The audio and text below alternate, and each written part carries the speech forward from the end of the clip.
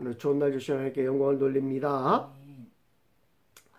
이 데살로니가 교회는 바울이 2차 전도 여행 시에 설립한 교회입니다.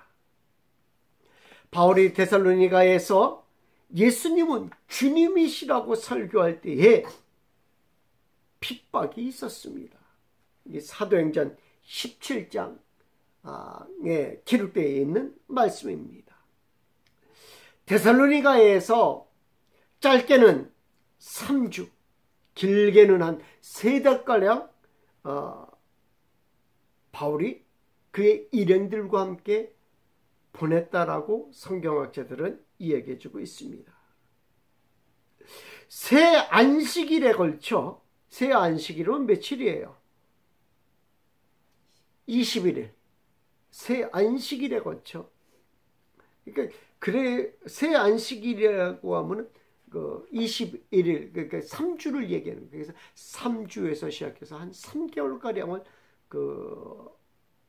바울이 그의 일행들과 함께 데살로니가에 있지 않았겠는가라고 추측하는 것입니다. 새 안식일에 걸쳐 3번에 걸쳐서 회당에서 복음을 전하던 바울은 이후 야손의 집에서 복음을 전하다가 유대인의 폭동으로 인해 피난하듯이 베레아로 향하는 모습을 봅니다. 이런 정황 속에서 바울은 데살로니가로 다시 돌아가려고 해도 어떻게 할 수가 없었던 것입니다. 그래서 바울은 디모데를 데살로니가로 보내고 자신은 아덴으로 갑니다. 바울이 가고 싶었을 것입니다. 어디로? 데살로니가로 가고 싶었을 거예요. 마치 어린아이를 물가에 내놓은 듯한 심정이었을 것입니다. 왜냐하면 아직 3개월밖에 되지 않은 교회이기 때문입니다. 그러나 가지 못합니다.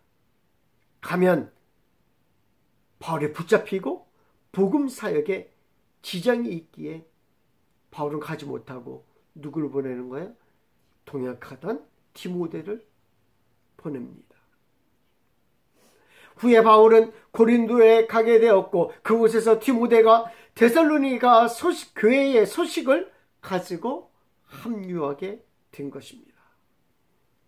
바울이 고린도에 있을 때에 디모데가 와서 바울의 사역과 성격 및 동기가 공격을 받고 있다고 보고를 하게 됩니다.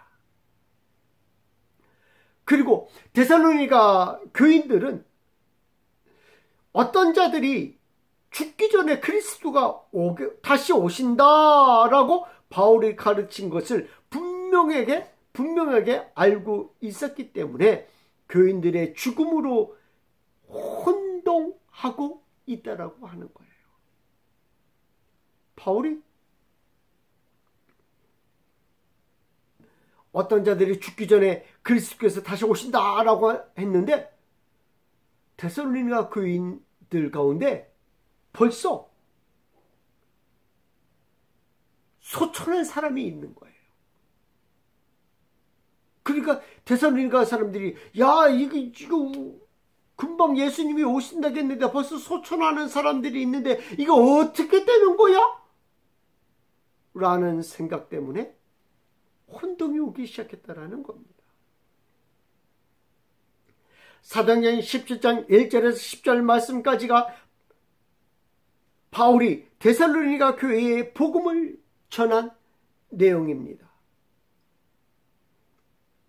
그래서 바울은 데살로니가 교인들에게 이 서신을 쓰게 된 것입니다. 이때가 대략 AD 50년쯤 되었다고 합니다. 이는 바울이 데살로니가를 떠난 지 6개월 정도가 되었을 때입니다. 즉 데살로니가 교회가 탄생한 지 약 1년이 안 됐어요. 떠난 지 6개월 됐으니까 다 합하면 최대한으로 3개월 정도 있었고 떠난 지 6개월 정도 있었으니까 몇 개월 정도 지난 거예요? 한 9개월가량. 개척한 지 한 9개월가량. 복음이 전파된 지 한 9개월가량. 그러니까 1년이 안 된 교회예요. 사도행전 17장 1절에서 10절 말씀까지가 바울이 데살로니가 교회에 복음을 전한 내용입니다. 사도행전 16장에서는 말입니다. 바울이 빌립보에서 복음을 전파합니다. 그러다가 점치리는 귀신 들린 여종 하나를 만나는데 그가 몇 날 며칠을 따라다니면서 바울과 실라가 복음을 전하는 자라고 소개를 합니다. 이에 불쌍히 여겨서 그녀에게 귀신을 쫓아내 줍니다. 귀신 들린 여종이 춤을 못 추자 바울과 실라가 그 여종의 주인으로부터 고소를 당합니다. 그래서 바울과 실라가 어디에 갇히게 됩니까? 빌립보 감옥에 갇히게 되는 거예요.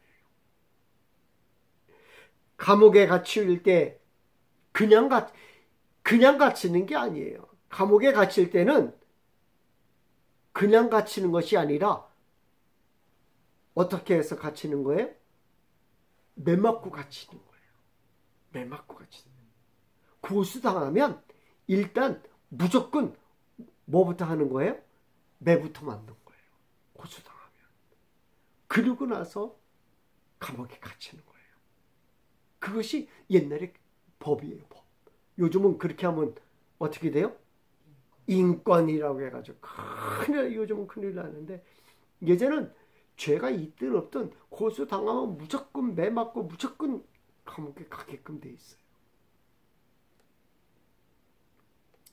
결국엔 간수장과 그의 가족을 구원하고 그곳을 떠나 데살로니가로 가게 됩니다. 비록 약을 바르고 쉬었다 하지만 그들은 피곤하고 육신은 고통으로 인하여 힘들고 피곤해 있었을 것입니다. 데살로니가에서 아픈 몸을 이끌고 복음을 전파합니다. 데살로니가 교회에서 복음을 받아들인 사람들은 어떤 사람들이었습니까? 사도행전 17장 4절 말씀을 보니까 그 중에 어떤 사람 곧 경건한 헬라인의 큰 무리와 적지 않은 귀부인도 권함을 받고 바울과 실라를 따르나. 복음을 받아들인 사람들은 두 종류예요. 어떤 사람들이었습니까? 경건한 헬라인 무리들. 그리고 두 번째가 귀부인. 귀부인이었어요. 바울이 증거한 곳은 어디였습니까? 회당에서 복음을 증거합니다. 데살로니가 회당에서 복음을 증거합니다. 사도행전 16장 10절 말씀에서도 이렇게 보게 되면 말입니다. 바울이 그 복음을 증거한 곳은 갈 적마다 회당 먼저 찾아가서 회당에서 증거를 해요. 거기서 빌립보에 이르니 이는 마게도냐 지방의 첫 성이요 또 로마의 식민지라. 이 성에서 수일을 유하다가 안식일에 우리가 기도할 곳이 있을까 하여 문 밖 강가에 나가 거기 앉아서 모인 여자들에게 말하는데, 기도할 처소가 어디에? 기도하러 가는 중이라는 단어가 나옵니다. 이 단어를 통하여 바울은 회당을 중심으로 복음을 증거하였음을 알 수가 있는 것입니다. 다른 것도 역시 마찬가지예요. 가는 곳곳마다 바울은 그냥 복음을 일반 거리에서 막 복음을 증거한 것이 아니라 어디부터 찾아가요? 회당부터 찾아가서 회당에서 복음을 증거합니다. 근데 참 이상한 것이 있어요. 데살로니가 교회에. 무엇이 이상하냐면 회당 가서 복음을 증거했는데 복음을 받아들인 사람들은 누구였다라고 얘기해주고 있어요? 헬라인 사람. 경건한 헬라인들이다 라고 얘기해주고 있습니다. 이는 무엇을 말해주고 있는 것입니까? 아마도 회당 안에 있는 사람들의 인종이 다양했음을 말해주고 있는 것입니다. 당시의 회당은 유대인들의 모임을 위해 지어진 회당이었지만 다양한 사람, 즉 이방인들이 헬라인들과 유대인들이 함께 회당에 있었던 것 같습니다. 바울은 주로 회당에서 복음을 증거했습니다. 어느 도시를 가든지 회당을 먼저 찾았습니다. 그 회당에서 이방인들이 복음을 받아들였음을 말해주고 있는 것입니다. 이는 이방인들이 유대교에 들어와 있었다라는 증거가 되기도 합니다. 이방인들이 유대교에 이미 들어와 있었음을 말하는데 하나님의 계획 아래 있었던 것입니다. 바울이 복음을 전할 때 회당이 없었다면 바울은 시장에서 이방인들에게, 아니 우상을 섬기는 사람들에게 복음을 전파해야 하는 어려움을 겪어야 했습니다. 또한 회당에서는 말씀을 읽을 수 있는 시설이 완비되어 있었습니다.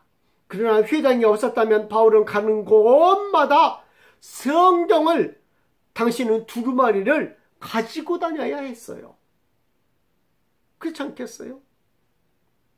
바울이 성경을 통해서 이사야를 읽고 이사야에서 이야기하고 있는 이 사람은 바로 메시아이고 그 메시아가 예수 그리스도입니다라고 증거해야 되는데 그 성경을 매일같이 이만한 성경을 들고 다녀야지 돼요. 어떨 때는 미가서를 읽어야 되고요. 어떨 때는 이사야서를 읽어야지 되고요. 이사야에서도 다양한 곳을 읽어야 되는데 그것을 다 들고 다니려면 엄청난 무게고 그것을 다 보관하기도 그렇고요. 그런데 당신의 회당에 무엇이 있었어요? 말씀이 다 있었다는 거예요. 말씀이 다 있었다. 디아스포라의 영향으로 유대교에 입문한 사람들이었을 것입니다. 누가? 헬라 무리들이. 그러나 입문만 하였지 그다지 많은 영향은 주지 않았던 듯 싶습니다. 유대교에 있었지만 그들에겐 할례가 강조되지 않았습니다. 그들에겐 율법이 강조되지 않았던 것 같습니다. 왜 그들은 할례를 강조하지 않았을까요? 선택을 받은 것은 아마 유대인들이 그렇게 생각했던 것 같아요. 선택을 받은 것은 누구? 유대인들만이라고 생각했던 것 같아요. 유대인들만이라고 생각했던 것 같아요. 유대교에 입교한 일부만 율법을 지키려고 노력했던 모습을 성경 곳곳에서 보게 됩니다. 예수님이 예루살렘에 있을 때 헬라인이 예수님을 찾아온 사건입니다. 디모데가 헬라파 유대인으로서 할례를 받지 않은 것도 이에 해당됩니다. 바울이 가는 곳곳마다 이방인들보다 유대인들의 방해가 심했던 것을 보면 유추할 수 있을 것 같습니다. 이제 유대교로 개종한 헬라인들이 바울의 전도를 받고 복음을 받아들이기 시작한 것입니다. 이방인들에게 복음이 뿌려지고 싹이 나고 열매가 맺혀진 것입니다. 그들 사이에서 유대교와의 관계에서 복잡하고 다양한 부류들이 섞여 있었다라는 것입니다. 그 틈에 복음을 가지고 바울이 간 것입니다. 또한 기부인들도 복음을 받아들였습니다. 성경은 기부인이라는 단어를 사용하므로 당시에 복음을 받아들인 여인들은 일반적인 여인들이 아니라 당시에 정권을 잡고 있는 귀족들의 지위가 있는 관리들의 부인들이었음을 말해주고 있습니다. 대신 복음을 배척하고 바울을 죽이려고 한 사람들은 유대인들이었습니다. 이들은 왜 바울을 잡아 죽이려고 했습니까? 사도행전 17장 5절 말씀 보니까 그러나 유대인들은 시기하여 저자의 어떤 불량한 사람들을 데리고 떼를 지어 성을 수동하게 하여 야손의 집에 침입하여 그들을 백성에게 끌어내려고 찾았으나 시기하였다라고 말해주고 있습니다. 유대인들이 시기할 일이 뭐가 있을까요? 바울은 복음을 회당에서 증거했습니다. 그리고 그 회당에 있는 경건한 헬라인들이 복음을 받아들인 것입니다. 굳이 나누자면 그들은 회당에 모여있는 자들이라는 전제하에 유대교에 입교한 자들이 아니었겠는가라는 생각을 해봅니다. 그런데 바울은 한번 설교를 통하여 오랫동안 유대교를 포교해온 자신들의 근거를 완전히 무너뜨린 것입니다. 유대교에 있던 헬라인들, 특히 경건한 헬라인들이 바울에게 넘어간 것입니다. 오랜 기간에 걸쳐 유대교로 입교한 자들입니다. 그런데 한순간에 넘어간 것입니다. 유능한 일꾼들이 다른 교회로 유출된 것입니다. 사람들은 화가 날까요? 안 날까요? 자신들이 관리를 잘했던 못했던 것은 상관이 없습니다. 자신들의 회당 회원 명단에서 탈퇴가 되었다라는 것입니다. 여기에서 유대인들이 시기가 났다라고 한 것입니다. 그래서 그들은 바울과 그 일당을 일시에 제거할 명목을 찾았습니다. 유대인들은 교회가 로마에 위험하다라는 거짓 비방을 만들어냈습니다. 그 거짓 비방이 몇 가지예요? 오늘 성경을 보니까 두 가지로 이야기해주고 있습니다. 첫 번째는 천하를 어지럽히는 사람들이라는 것입니다. 두 번째는 가이사의 명을 거역한다라는 것입니다. 먼저 천하를 어지럽히는 사람들이라고 하는 것입니다. 기독교는 가는 곳곳마다 서동을 일으켰습니다. 사도행전 17장 6절에서 8절 말씀, 사도행전 21장 30절 말씀, 야고보서 2장 6절 말씀, 사도행전 8장 3절 말씀, 사도행전 18장 12절 말씀. 가는 곳곳마다 기독교인들은 소동을 일으켰던 모습을 보게 됩니다. 마태복음 10장 18절 말씀처럼 또 너희가 나로 말미암아 총독들과 임금들 앞에 끌려가리니 이는 그들과 이방인들에게 증거가 되게 하려 하심이라. 복음이 전파되는 곳마다 소동, 소유가 일어나 관원들에게 끌려가고 말았습니다. 그래서 예수님 믿는 사람들에게 이런 별명이 붙습니다. 천하를 어지럽히는 자들이다 라는 별명이 붙습니다. 이들이 무엇으로 천하를 어지럽혔습니까? 이들이 천하를 어지럽힌 것은 유대인들에게는 꺼리끼는 것이기 때문입니다. 말도 안 되는 십자가에 달린 예수를 증거하는 것입니다. 유대인들의 입장에서는 도저히 이해가 되지 않습니다. 분명히 두루마리 성경을 읽으면서 설교를 했는데 유대인들은 이해하기 힘든, 아니 꺼리는 이야기입니다. 헬라인들에게는 십자가는 미련한 짓입니다. 그러나 유대인들은 그러니 당연히 소유가 일어났던 것입니다. 그런데 헬라인들은 이 이야기에 유대인들은 꺼리는 것이요, 헬라인들은 미련하게 보는 그 일을 경건한 헬라인들은 이 이야기에 아멘 아멘 하고 있었던 것입니다. 얼마나 큰 수동을 일으켰는지 알 수 있는 이야기가 있습니다. 글라우디오 황제의 칙령입니다. 당시 로마에 복음이 전파되었습니다.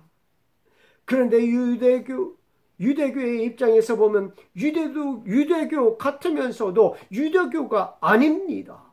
그래서 처음에는 환영하며 회당을 빌려주었다가 이제는 그들을 배척하면서 거짓 비방을 하는 것입니다. 물론 헬라인으로서 기독교인은 너무 상당히 많아졌습니다. 유대교와 기독교 유대인들 사이에 싸움이 일어난 것입니다. 로마를 소동케 하고 혼란스럽게 한 것입니다. 이때 같은 유대인들끼리 싸우는 모습을 지켜보던 황제가 칙령을 내려 유대인들은 다 로마를 떠나라고 한 것입니다. 로마에서 소동이 잠시 멈추었지만 교회가 들어가는 곳곳마다 유대교와의 충돌은 피할 수가 없었습니다. 그리고 소동이 일어나고 감옥까지 가게 된 것입니다. 바울의 서신서 곳곳에서도 유대교에서 몰래 들어온 자들 때문에 편지를 쓰는 모습도 보여지게 된 것입니다. 두 번째는 가이사의 명을 거역했다라는 것입니다. 이것은 아주 심각한 죄명입니다. 사도행전 17장에서는 가이사의 명을 어긴 죄명이 무엇인지 밝히고 있는데 바로 가이사가 아닌 자에게 주라고 했다라는 것입니다. 사도행전 17장 7절 말씀에 야손이 그들을 맞아 들였도다. 이 사람들이 다 가이사의 명을 거역하여 말하되 다른 임금 곧 예수라 하는 이가 있다 하더이다 하니, 다른 임금 예수가 있다 하더라. 다른 임금은 다른 말로 뭐라고 부르는 거예요? 주라고 부르는 거예요. 당시에는 주라고 부를 수 있는 자는 오직 가이사밖에 없었습니다. 그런데 예수님을 주라고 한 것입니다. 이는 로마에 대한 반역입니다. 이는 가이사 로마 황제에 대한 반역인 것입니다. 로마 황제에 대한 반역은 있을 수 없는 죄입니다. 반역죄는 반드시 사형에 해당되는 죄목인 것입니다. 초대교회 때 가장 많이 순교를 당한 원인이 무엇인지 아십니까? 바로 예수님을 주라고 불렀기 때문입니다. 예수님을 영접한다는 것은, 예수님을 믿는다는 것은, 하나님의 아들이 된다는 것은, 성령이 내 마음속에 계시다는 것은 예수님이 내 삶의 주인이 된다는 것입니다. 예수님을 믿기 전까지는 내 삶의 주인이 나였습니다. 아니, 당시의 로마 시대에는 나의 삶의 주인이 가이사, 로마의 황제였습니다. 그래서 로마의 황제에게만 주라고 불렀습니다. 헬라어로 큐리오스라고 하며 영어로는 로드라고 하는 단어입니다. 지금은 아무리 불러도 말을 해도 상관이 없는 단어지만 당시에는 아무나 사용할 수 있는 단어가 아닙니다. 마치 북한에서 수령님이라는 단어를 일반인에게 쓰는 것과 같은 의미가 될 것입니다. 만약에 북한에서 수령님이라는 단어를 일반인에게 쓰면 어떻게 됩니까? 당장 끌려가 죽게 될 것입니다. 당장 총살령. 북한에서처럼 바울과 그 일당들을 주님이라는 단어를 사용한다고, 다른 임금을 섬긴다고 고발한 것입니다. 결국 이들은 붙잡혔습니다. 그런데 고소한 사람과 고발한 사람으로 접근하니 이 세상과는 상관없는 것을 주님이라고 하는 것입니다. 처음에 기독교인들을 잡아들였어요. 그래서 너희는 누구를 주라고 하느냐라고 실체를 물으니까 이 세상 사람이 아니야. 실체가 있어요, 없어요? 이 세상 사람이 아니니까 실체가 없는 거예요. 그러니까 이것을 잡아둘 수도 없고 안 잡아둘 수도 없고 하는 이런 이상한 룰에 빠진 거예요. 이상한 룰에 빠진 거예요. 벌을 줄 수도 없고. 그래서 자기들끼리 일어난 분쟁에 불과한 겁니다. 그래서 주님이라는 단어를 사용했기에 보석금을 받고 놓아주게 됩니다. 당시 데살로니가 교회의 모습입니다. 이때는 사망이 왕노릇하던 시대엔 내 삶의 주인이 나였습니다. 그런데 예수님을 믿고 영접한 후부터는 내 삶의 주인은 예수 그리스도이신 줄 믿습니다. 데살로니가 교회가 전에는 나의 삶의 주인이 가이사였고, 전에는 나의 삶의 주인이 누구였어요? 나였어요. 전에는 삶의 주인이 사망이었어요. 그러나 이제는 데살로니가 교회는 완전히 달라졌다는 거예요. 나의 삶의 주인이 바로 예수 그리스도가 되었다는 사실입니다.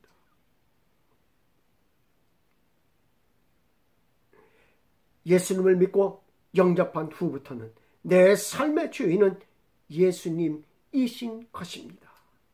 여러분, 누가 여러분의 삶의 주인이십니까? 이런 배경을 가지고 데살로니가 교회가 세워진 것입니다. 이런 교회가 데살로니가 교회였습니다. 예수님을 주님으로 믿고 있는 자들이 세운 교회였던 것입니다. 우리도 이러한 거룩한 소문이 나는 교회가 되기를 소원합니다. 성령이 충만한 교회로 소문나기를 소원합니다. 주님을 주인으로 모신 교회가 되기를 소원합니다. 군사로서의 삶을 사는 성도들이 되기를 소원합니다. 거룩한 성도의 삶을 사시기를 축원합니다. 기도하겠습니다.